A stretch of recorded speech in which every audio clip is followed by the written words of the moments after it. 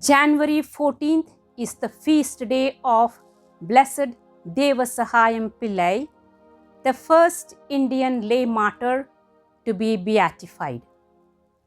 Popularly known as Devasahayam Pillai, meaning God's help, was born Neelkandan Pillai in 1712 into a Hindu family in the kingdom of Travancore in the present district of Kanyakumari in Tamil Nadu, South India. Pillai, an upper caste Hindu, Nair, converted to Christianity, was a member of the royal service and was close to King Marthanda Varma, then ruler of Travancore. He was very much loved by the king and was a good man who was faithful to his duty. However, after several bad harvests, he lost his goods. This devastated him, and who wondered, who will respect me now that I am poor?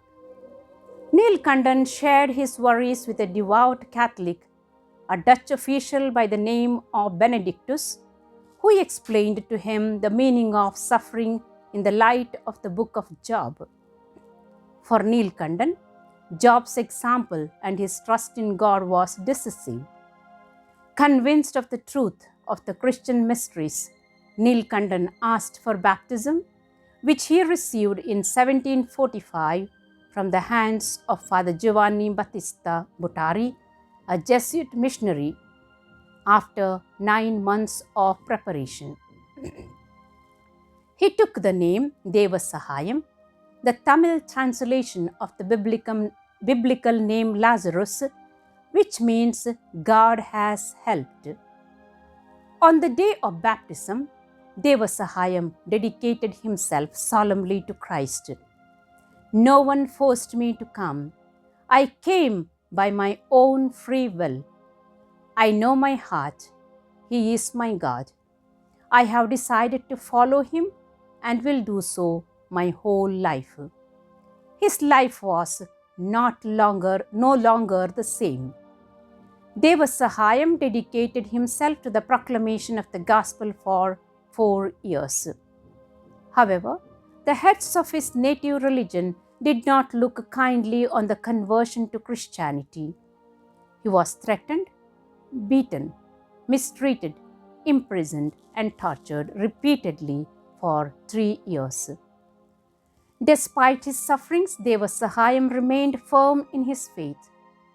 His wife, Bhargavi Amal, too became Catholic, and she took the name Gnanapu Amal, meaning Teresa.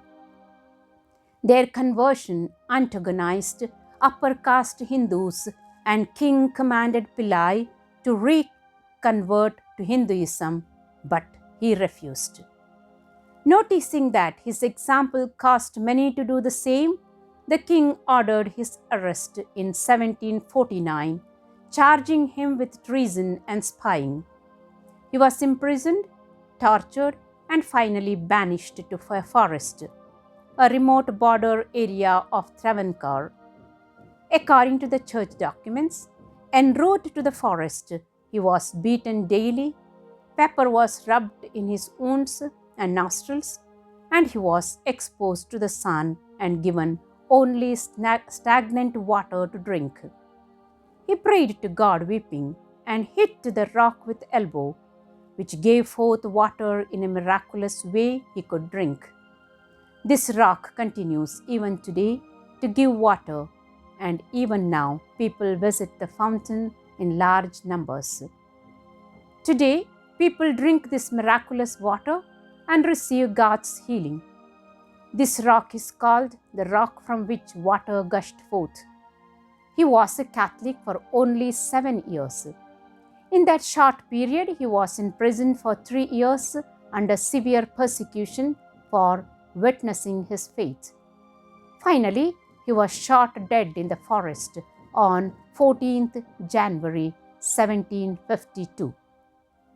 His corpse was thrown into the forest, but was found by some Christians who buried him in front of the altar of the Church of St. Francis Xavier, which would later become the Cathedral of the Diocese of Kotar. Very soon, Devasahayam was venerated in the region.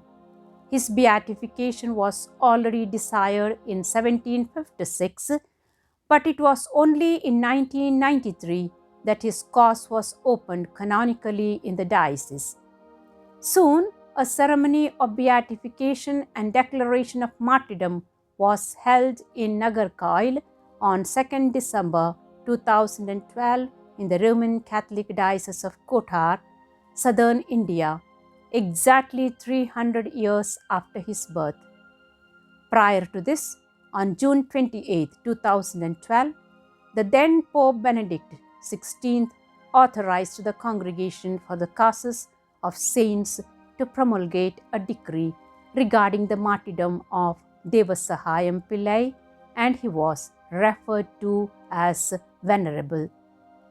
Pillai's tomb at St. Francis Xavier Cathedral in Nagarkoil attracts large numbers of devotees. His life teaches how to witness our faith.